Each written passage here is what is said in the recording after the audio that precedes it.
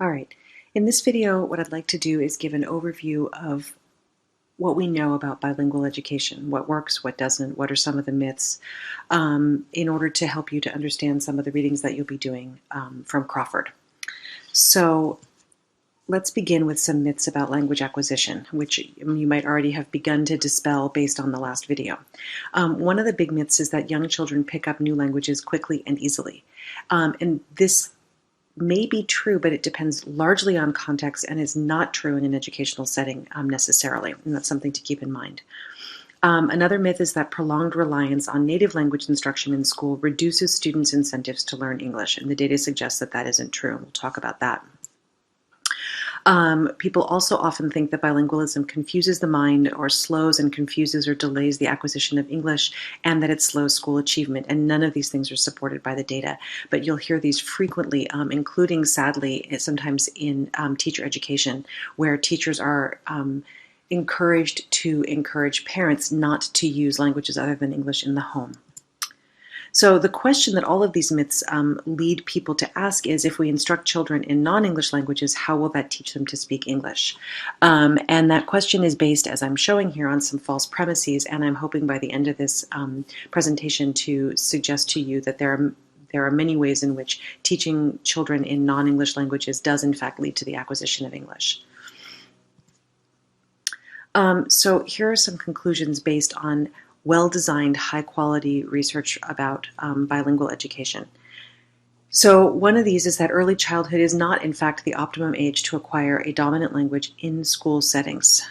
It turns out that older children and adults are much more efficient language learners in school settings, learning academic subjects at the same time. So the sense of urgency in getting kids into English-only settings as soon as possible in school is one which is misplaced. Something else to know is that language is not a unified skill. That is to say, there's a lot of abilities that go into proper language use. Language used for conversational purposes on the playground, things like that, is much different than the language that's used for school learning. And so playground language may develop very early and may appear to just sort of arise naturally and spontaneously from children interacting with one another, but that should not lead us to the conclusion that kids can therefore acquire academic English just by being immersed in it. Something else to know is that skills that are learned in one language are transferred to the second language.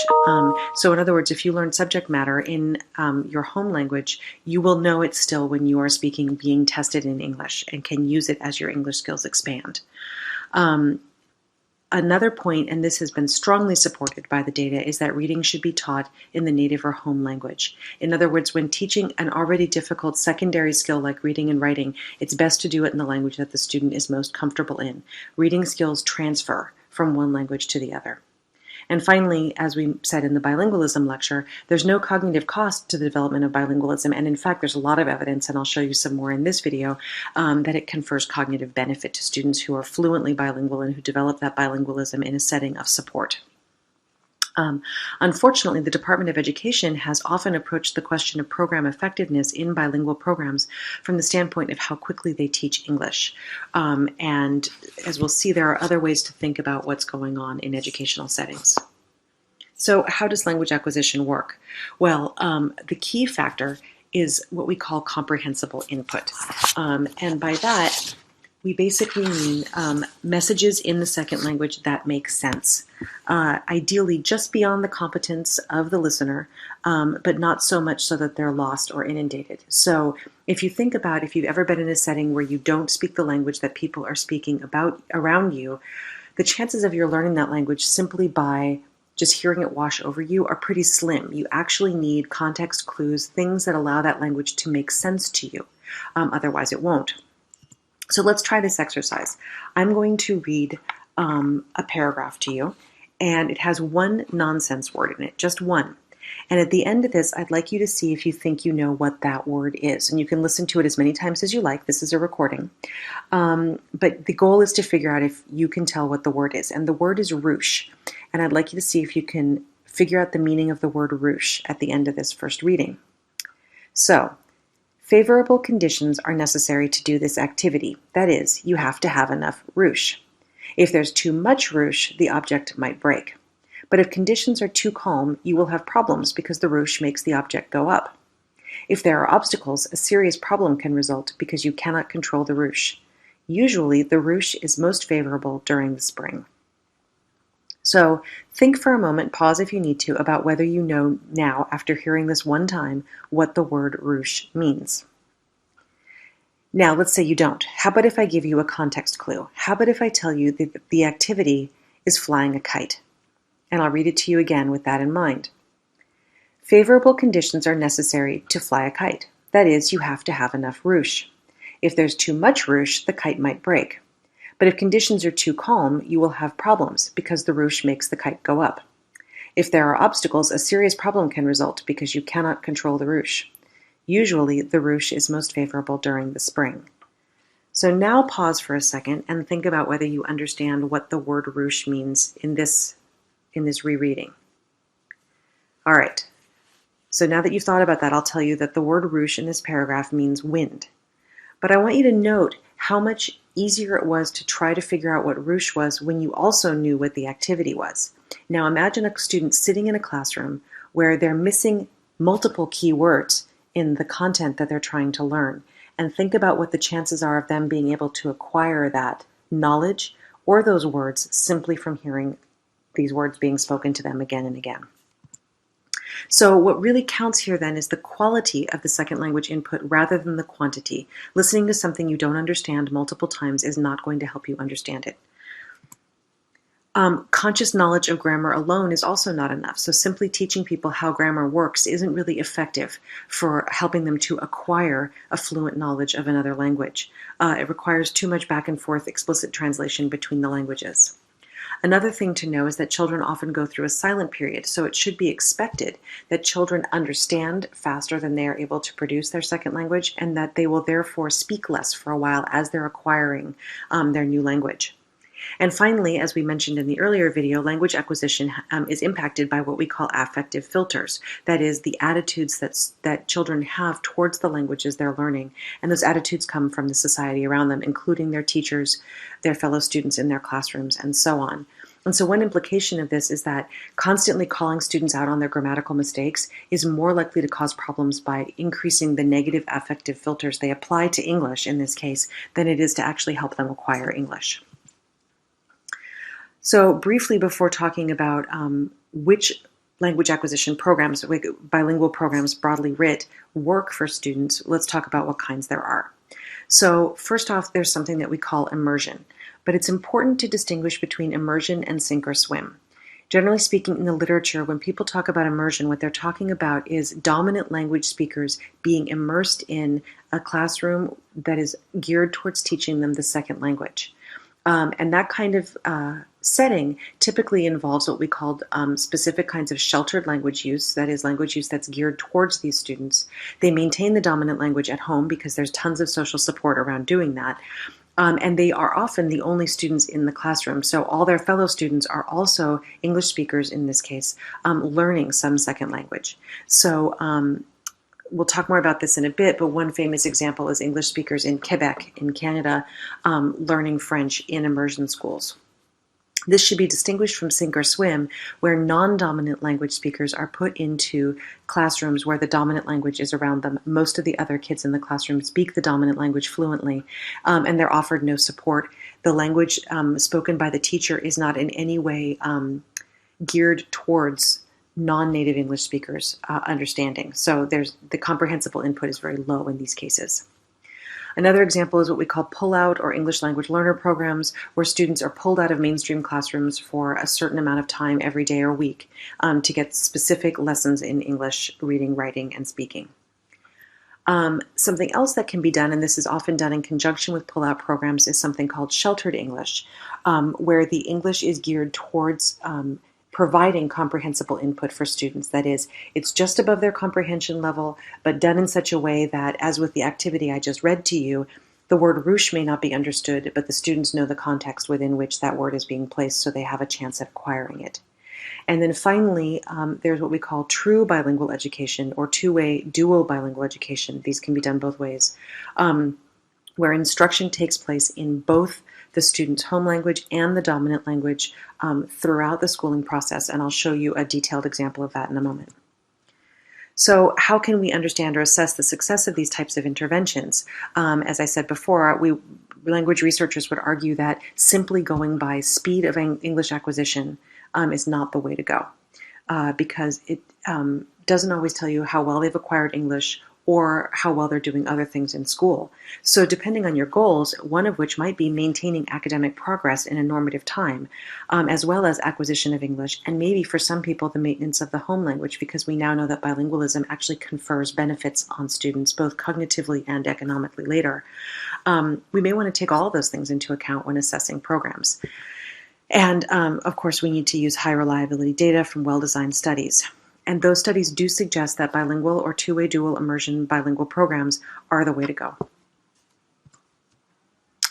So, a couple of more things to understand is that research on bilingual education programs shows either no relationship or, interestingly, a negative relationship between the amount of school exposure to a majority language and the school's achievement in that language, which again means that the pressure to immediately immerse students, sink or swim or some other way, in the dominant language, which would be English here, that pressure shouldn't be there, because it does not show, there's no evidence showing that that leads to academic success. And part of the reason for that is that there are multiple kinds of language proficiency, one of which is basic interpersonal communication skills. Those are the kinds of things you use on the playground, chatting with friends, things like that. And that can be acquired pretty easily through immersion or sink or swim.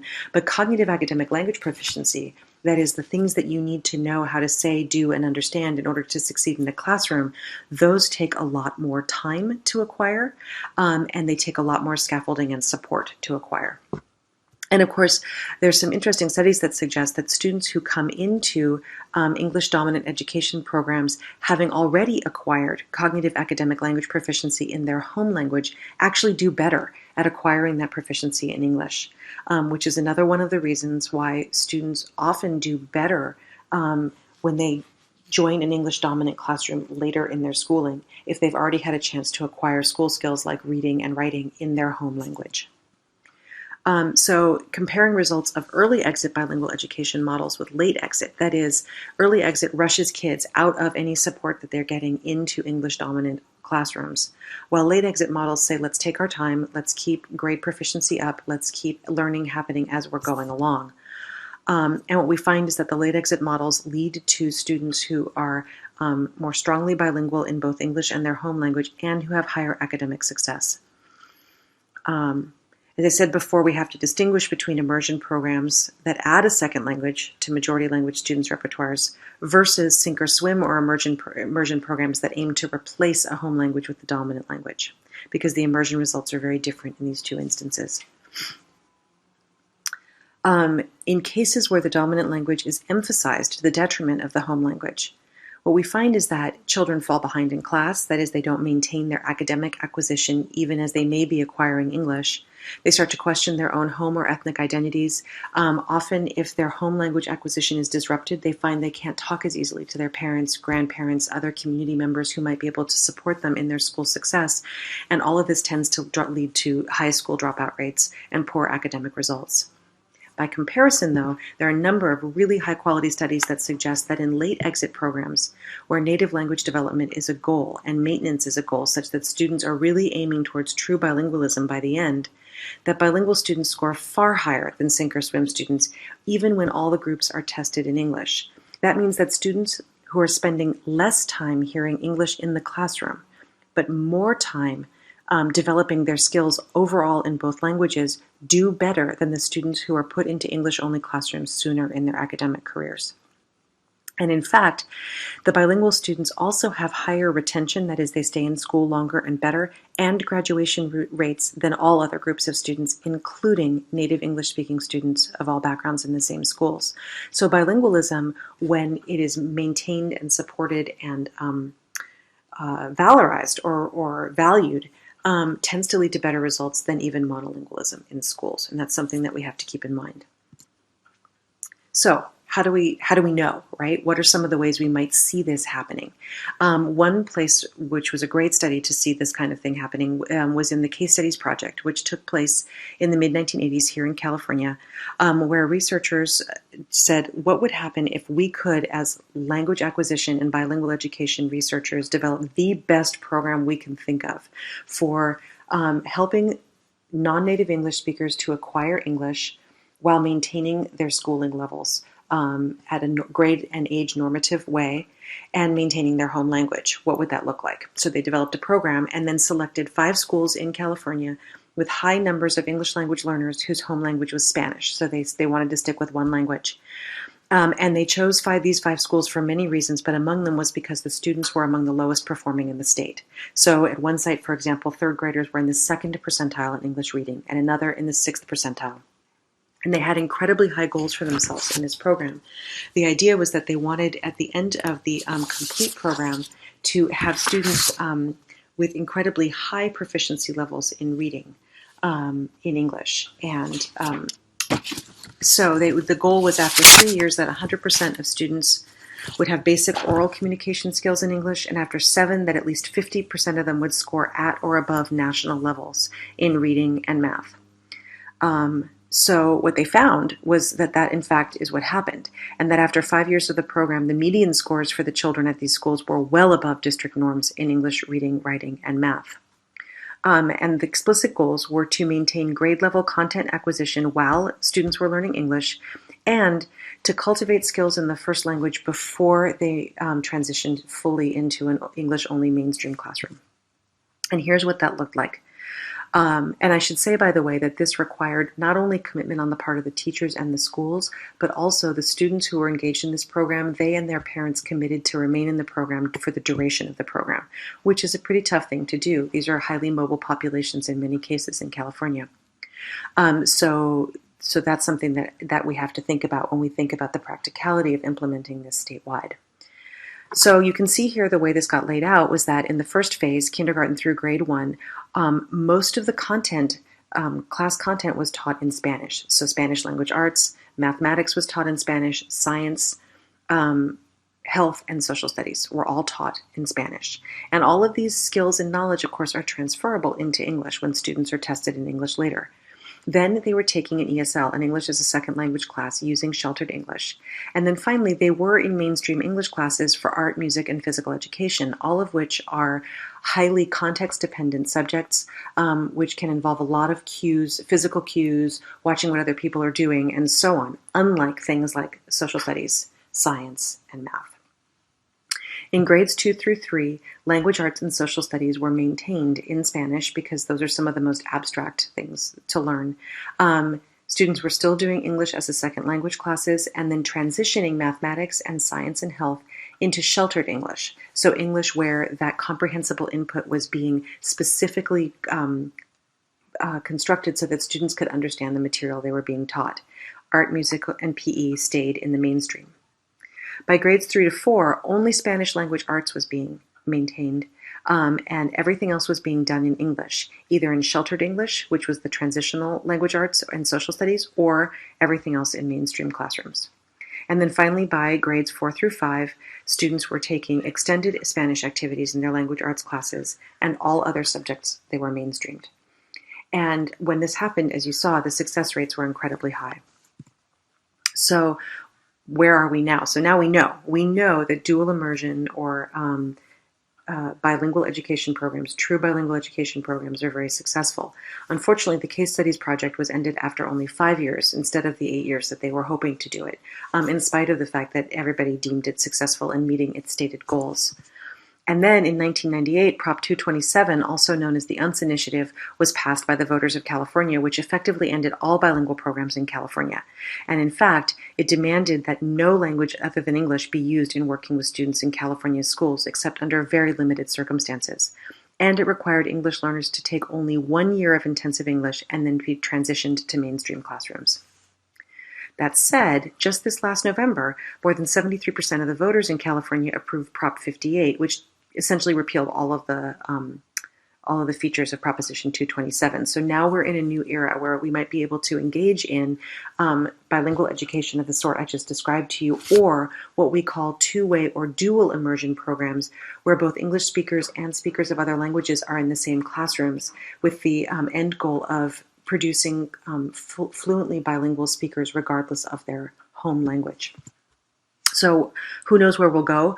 Utah has been doing two-way dual immersion programs for some time now, and here's a great little YouTube video on what they're doing there in Utah that you might want to watch if you're interested in this kind of thing. So with all of this in mind, now you can read the Crawford articles to understand how we might support our bilingual students in schools, and how we might advocate for them, and maybe why we might advocate for them. And then you can think about the forum post that we're going to have on this once you've done reading that.